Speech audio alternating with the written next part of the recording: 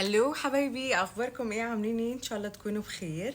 النهارده جايبه لكم موضوع مهم جدا، وفي بنات كتير بتحب ان هم يعرفوه، وهو موضوع العطور. العطور بتاعتي اللي موجوده، وهغششكم شويه. يلا خليها عليا.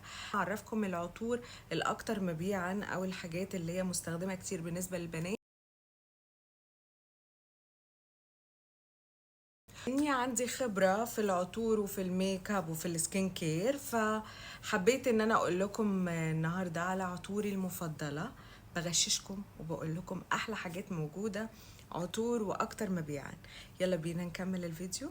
هقول لكم بس 5 عطور، مش اكتر من كده. فاول عطر معانا ياخد المركز الاول دلوقتي هو عطر زوان دولتشي جابانا.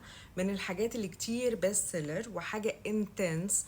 اودو برفيوم انتنس، من الحاجات اللي كتير كتير لونج لاستنج، بيقعد معاكي. وهو في الحمضيات المنعشة، وفي جوز الهند والياسمين، وكمان في الفانيلا والخشب الأرز. فهو عطر غامق، بس ينفع بالليل، ما ينفعش في أي وقت. ومن الحاجات اللي كتير بيديكي فيمينيم انرجي. في نفس الوقت ان هو من الحاجات اللي بتديكي كتير ثقة بالنفس. وهو طبعا فور ليدي بس. كتير كتير كتير هيعجبكم بنات، من الحاجات البيست بيست بيست سيلر، وكتير بياخدوه، كتير بيعجبهم. وحتى كمان الشباب بيشموه بيحبوه يعني. كتير خدوه هدايا لبنات من كتر ما هم حبوه. فده اول عطر بالنسبه لي. روحوا سيفورا او روحوا اي فرع في دولشي جابانا وشموا ريحته الاول، وشوفوا الثبات بتاعه، وبعدين احكموا. ده اول عطر. وتاني عطر هتكلم عليه النهارده كمان، ده من كلكم بتحبوه انا متاكده جدا. بس ان انا حبيت ان انا برضو احكي لكم عنه، وهو جادور اوتو برفيوم. ده من الحاجات اللي كتير كتير كتير بعشقه، ومش في اي وقت بصراحة ان انا بحطه. ريحته جدا راقية وريحته جدا حلوة، ومن الحاجات اللي كتير بيست سيلر وكتير لونج لاستنج، لانه اودو برفيوم. والاودو برفيوم بيقعد اكتر من الاودو تواليت على الجسم او الملابس. ده البرفيوم فيه الجاسمين، وفي الروز، وفي الجاسمين سامباك. ده شوية الخشب بتاع الجاسمين، فطبعا ريحته بتكون أقوى شوية. وفي حاجة اسمها يالانج يالانج. دي برضو تعتبر حاجة قوية جدا بالنسبة للعطور. زي الوردة أو زي الخضرة بتاعت الوردة، بس كتير كتير قوية، فهي عشان كده بيقعد معاكي. وكمان فيها الكريمي ساندل وود، الكريم بتاع الخشب الصندل، الكريم بتاعها يعني، مش الخشب نفسه. فهي علشان كده كتير انتنس، وريحتها كتير نفاذة وحلوة جدا، ومن الحاجات البيست سيلر دي رقم 2 بالنسبة لي. وتالت عطر هتكلم عنه دلوقتي هو تبع لانكوم. من الحاجات اللي جدا معروفة، وطبعا كلكم عارفين روايح لانكوم وعاملة ازاي. ومن الحاجات اللي كتير كتير بتتباع وبتثبت، وكتير حلوة بصراحة يعني. كتير بحبه العطر ده. رقم 3 بالنسبة لي هو اودو تواليت. اوكي، مش اودو برفيوم. طبعا هو ليه كفر، بس مش عارفة الكفر بتاعه راح فين. برضو ليه مناسباته الخاصة. انا بحبه عامة، لانه اودو تواليت ممكن احطه الصبح، ممكن احطه بالليل. ريحته تجنن، وريحته خفيفة وهادية. وفي هو موجود في المشمش الاسود، في المشمش الاسود، وفي الكمثرى، وزهرة السوسن، وزهرة الياسمين، وزهرة البرتقال. فكل ده طبعا ينفع الصبح. وفي الفانيلا والباتشولي وحبوب التونكا. التونكا بين طبعا دي معروفة يعني، يعتبر قهوة بس قوية. والباتشولي طبعا معروف جدا، والفانيلا. يعني ده ينفع بالنهار وينفع بالليل، وعادي ممكن تستخدميه في اي وقت. بس انا بفضله بالنهار لانه اودو تواليت. لو انت معاكي الاودو برفيوم ممكن تستخدميها عادي بالليل، لانها بتكون النسب فيها اقوى شوية. فدي رقم 3 من البرفيوم اللي انا بعشقهم، وريحته تجنن وثابت جدا معاكي. وهنا نوصل للعطر الرابع، وطبعا هنتكلم على العطر الرابع دلوقتي. والعطر بالنسبة لي الرابع هو الدول لانكوم، كمان من العطور الروعة.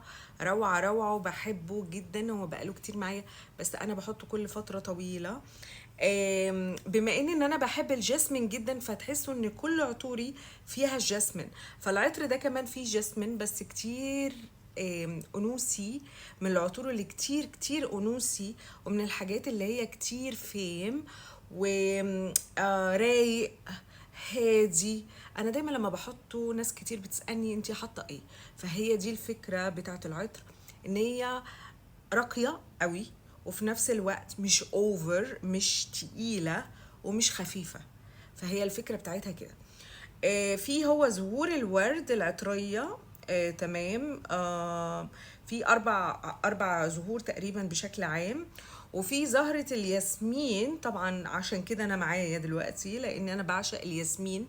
الياسمين بيخلي الست او المرأة او البنت كلها أنوثة، كلها طاقة. هي أصلا زهرة الياسمين هي زهرة الأنوثة، فهي معروفة بكده زهرة الياسمين. وفي كمان الشيبر والأزهار البيضاء. فيها الشيبر اللي هي ممكن تكون عاملة زي المسك أو المسك الأبيض، حاجة زي المسك الأبيض كده. وفيها لمسة عصرية فتمنح عطر ايده الريح. تمام. المهم ان هي فيها فبصراحة عطر يجنن يجنن، انا بحبه جدا يا جماعة. وبرده ممكن تحطيه في اي وقت، بس انا افضل ان انا احطه نايت تايم لانه اودو برفيوم انتنسي يعتبر، فبيقعد معاكي وقت كمان طويل جدا. فهو الافضل ان يكون بالليل. فده عطر مميز مميز مميز، وكلما تتعطري بيه برضو كله هيسألك يقولك انت جايبه العطر ده منين. فتحفه تحفه تحفه. نيجي للعطر الخامس والاخير معايا دلوقتي. هجيب لكم عطر المفاجاه. طبعا العطر ده من الحاجات الماي فيفورت من زمان جدا. كمان هو دولشي جابانا. دولشي جابانا بس ده الرينج الجديد اللي هو الاخير خالص، اللي هو تقريبا من سنتين او شيء زي كده. ده اللايت بلو فور ايفر. اوكي، ده اودو برفيوم. كمان من الحاجات اللي كتير فريش وكتير حلوة، من الحاجات اللي تقدري تحطيها بس الصبح. انا بحبه بس الصبح لانه كتير فريش وينفع جدا بالنهار على البحر، راح على الجيم. من الحاجات اللي كتير كتير كتير حلوة بصراحة. بحب فيه هو لانشت 2021. اوكي. في كمان الجاسمين وفي الروز وفي ليمون وفي حاجة حبوب الابل، الحبوب التفاح الاخضر، فهو ده اللي مديها فريشنس برضو. وفيها تاتش من التاتش عنبر وود، العنبر.